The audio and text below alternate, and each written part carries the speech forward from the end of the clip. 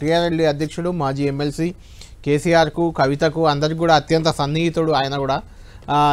దిలీప్ గారు ఈ వ్యవహారం చూస్తున్నారు. ముందు లేక తర్వాత అంతకంటే సంచలనంగా ఒక ప్రెస్ మీటు దయ్యాలు దేవుడు అంటూ కోవట్లు అంటూ ఇప్పుడు ఏకంగా కేటీఆర్ను టార్గెట్ చేశారు. బీజేపీ బీఆర్ఎస్ విలీనానికి కూడా రెడీ అయిపోయాయి. నేను జైల్లో ఉన్నా సరే విలీనం చేయొద్దని చెప్పానంటారు. లేకుంటే ఇక్కడ కేసీఆర్కు నోటీసులు వస్తాయి, కేటీఆర్ పోయి అమెరికాలో సంబరాలు చేస్తాడా, ఏం సంబరాలు అంటారు. డైరెక్ట్గా ఒక రకంగా కేటీఆర్ను టార్గెట్ చేస్తున్న ఎవరి నాయకత్వాన్ని ఒప్పుకోను, కేసీఆరే మా నాయకుడు అంటారు. ఇలాంటి వ్యాఖ్యలు మీరు చూసే ఉంటారు. ఏం జరుగుతుంది? కవిత ఎందుకు ఇంతలా రియాక్ట్ అయ్యారంటే ఏం చెప్తారు? ఒకటి, కవిత అన్ఫార్చునేట్లీ లిక్కర్ స్కామ్ లో ఇరుక్కున్న తర్వాత ఆమె ఫ్రస్ట్రేషన్ గురైంది బాగా. జ్ఞాపకం ఉంటే కళ్యాణ్ గారు, ఆమె ఒకవేళ కవిత అరెస్ట్ జరిగితే తెలంగాణ అగ్నిగుండం అయిందనేటువంటి ప్రకటనలు వచ్చాయి బీఆర్ఎస్ లో. మనందరం చూసాం, అగ్నిగుండం కాలేదు, ఏ గుండం కాలేదు. ఆమె చాలా కామ్ గా అరెస్ట్ కావడం జరిగింది. ఆ తర్వాత పోయి జైల్లో ఉండాల్సి వచ్చిన పరిస్థితి వచ్చింది. అప్పుడు కూడా కేసీఆర్ ఏ ప్రెస్ మీట్ పెట్టి ఏమీ మాట్లాడలే ఆమె గురించి. అవును, కాస్త కూర్చో హరీష్ కేటీఆర్ ఏదో హడావిడి చేశారు, ఢిల్లీ పోయారు వచ్చారు తప్ప కేసీఆర్ రియాక్షన్ లేదు అప్పుడు కూడా. తర్వాత అప్పట్లో స్ట్రాంగ్ రూమర్ ఏముండే అంటే, ఒక బెయిన్ ఇంత ముందు కామెంట్ చేశారు కదా, కొంతమంది పోతే వాషింగ్ పౌడర్ మోడీ లాగా ఎవరైతే బీజేపీకి వెళ్ళి ఉంటే అవన్నీ కూడా ఉండేవి కావనేటువంటి స్పెక్యులేషన్ ఆ రోజులో ఉండేది. అది కూడా జరగలేదు. సో ఇవన్నీ ఆమెను సిరీస్ ఆఫ్ ఇన్సిడెంట్స్ అన్ని కూడా అసంతృప్తి గురి చేసి ఉండొచ్చు, ఫ్రస్ట్రేషన్ గురి చేసి ఉండొచ్చు. తర్వాత ఇప్పుడు వాళ్ళిద్దరి మధ్య రైవల్రీ మీకు తెలుసు నాకు తెలుసు, కొత్తదేం కాదు ఇది. అసలు ఇద్దరు కూడా పాలిటిక్స్ లో అమెరికాలో ఎప్పుడైతే గ్లోబల్ రిసెషన్ లో వాళ్ళ జాబ్స్ పోవడమో లేకపోతే వాళ్ళు వదులుకుని వచ్చినప్పుడు సందర్భంలో ఇద్దరు కూడా రెడీమేడ్ ఉద్యమంలో చేరారు. ఆ టైంలో ఇద్దరు కూడా 2009లో ఎమ్మెల్యే టికెట్లు అడిగారు. ఒక ఆయన ఎంపీ అడిగాడు, ఆయన కరీంనగర్ది, ఈమె ఎమ్మెల్యే అడిగింది. అప్పుడు కేసీఆర్ చెప్పాడు, నాకు ఇద్దరితో మాట్లాడి ఎవరో ఒకళ్ళని కాంప్రమైజ్ కమ్మను ఇద్దరిని తీసుకుంటే ఉద్యమ పార్టీలో మనకు చెడ్డ పేరు వస్తుందంటే నేను కూడా ఇద్దరితో మాట్లాడాను.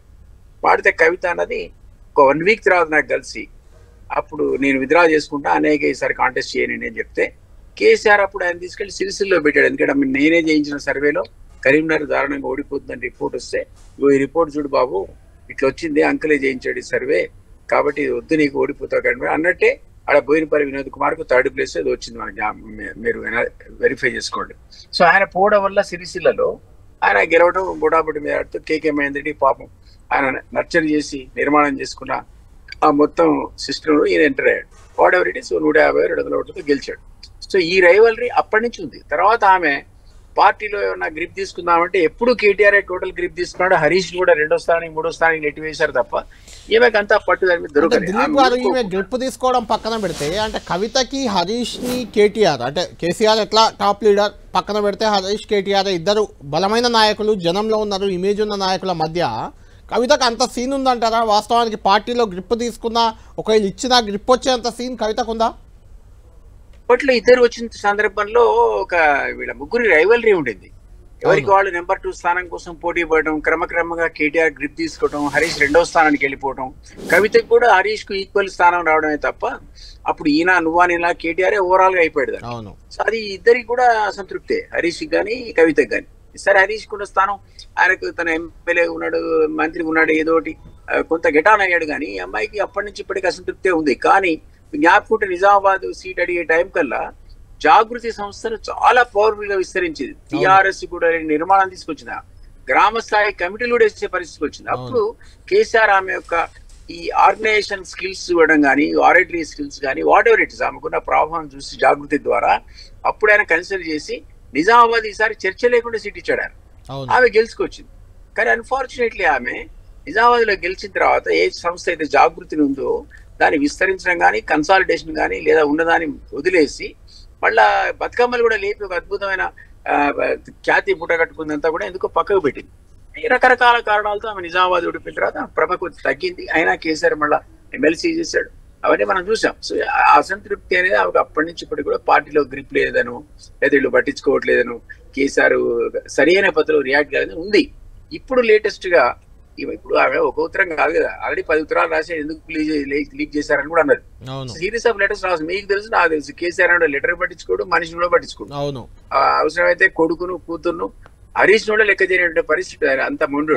ఈ ఇద్దరు కూడా అంత మొండోళ్ళే, కేటీఆర్ అండ్ కవిత. కాబట్టి నా ఉద్దేశంలో ఇప్పుడున్నటువంటి సిచ్యువేషన్ బట్టి చూస్తే మనకు నాకు తెలియదు, పొద్దున పేపర్ తీయగానే కాంగ్రెస్ తో చర్చలు, 6 వేసుకొస్తే మంత్రి పదవి ఇస్తారా అడిగినట్టు, మళ్ళీ కాంగ్రెస్ లోనే ఒక శక్తిని వద్దన్నట్టు, ఇది ఇది నాకు సర్ప్రైజ్. వాళ్ళు తీసుకుంటారని అనుకోలే. బట్ ఇప్పుడున్న పరిస్థితుల్లో ఆమె మాత్రం, ఇప్పుడున్న సీక్వెన్స్ ఆఫ్ ఈవెంట్స్ కానీ, ఆమె యాటిట్యూడ్ కానీ, ఆమెకు ఉన్నటువంటి సిచ్యువేషన్ బట్టి కానీ ఆ పార్టీ పెట్టడం 100% ఖాయం. అంటే దిలీప్ గారు ఆమె పార్టీ పెట్టేదాకా, పార్టీ పెట్టేంత వరకు కేసీఆర్ ఓపికగా చూస్తూ కూర్చుంటారా? లేకుంటే ఈరోజు చిట్చాట్లో ఆమె బరెస్ట్ అయింది కాబట్టి మీకు తెలుసు పార్టీలో చాలా సంక్షోభాలు మీరు దగ్గరుండి డీల్ చేశారు, చూశారు. రాత్రికి రాత్రి 11 గంటలకో 11:30కో ఒక మెసేజ్ SMS వస్తుంది, లేదంటే ఒక ప్రెస్ నోట్ వస్తుంది సస్పెండ్ చేస్తున్నట్లు. అలా ఏమైనా జరిగే అవకాశం ఉందా ఈలోపే? కేసీఆర్ అనేవాడు కవిత ఇష్యూని పట్టించుకోడు, ఆమె బెదిరింపును కూడా పట్టించుకోడు. ఆమె అసలు ఏం మాట్లాడినా సస్పెన్షన్ కాదు. తనంతట తానే బయటికి రావాల్సిన పరిస్థితి అక్కడ సృష్టించబడుతుంది, పడింది కూడా ఆల్రెడీ. సస్పెన్షన్ చేయాలని ఇలాంటి వ్యాఖ్యలు చేసింది అనే ఒక విమర్శ కూడా వస్తుంది. అంటే ఇలా కేటీఆర్ అంటే సస్పెండ్ అయిద్దో ఏమో, అయితే బయటకు వెళ్తే మైలేజ్ వస్తుంది అని ఒక వ్యూహాత్మక ఏమైనా కనిపిస్తుందా మీరు? ఆమె ఎన్ని రోజులు వెయిట్ చేసినా కేసీఆర్ పట్టించుకోడు, సస్పెన్షన్ కూడా గురి కాదు. కానీ ఆమెనే డే టు డే ఇట్లాంటి అఫైర్స్ ఒకటి అగ్రివేట్ అవుతుంటే నాకు తెలిసి ఆమె ఈ రోజు ఫుల్లీ ప్రిపేర్డ్ ఉంది పార్టీ అనౌన్స్ చేయడానికి. అది తప్పనిసరిగా ఏర్పడుతుంది. Right right. ఒకవేళ ఏర్పడితే, ఫైనల్ క్వశ్చన్, ఏర్పడితే ఆ పార్టీ వెనుక ఇంకేదైనా పార్టీ ఉందంటారా? ఉండే అవకాశం ఉందా? పాలిటిక్స్ లో ఏ పాసిబిలిటీ అయినా ఉంటుంది. ఎందుకంటే బీజేపీ నేతలు అయితే నేరుగా అంటున్నారు రేవంత్ రెడ్డి కాంగ్రెస్ ఉండబోతున్నాడు ఆ పార్టీ వెనుక అని.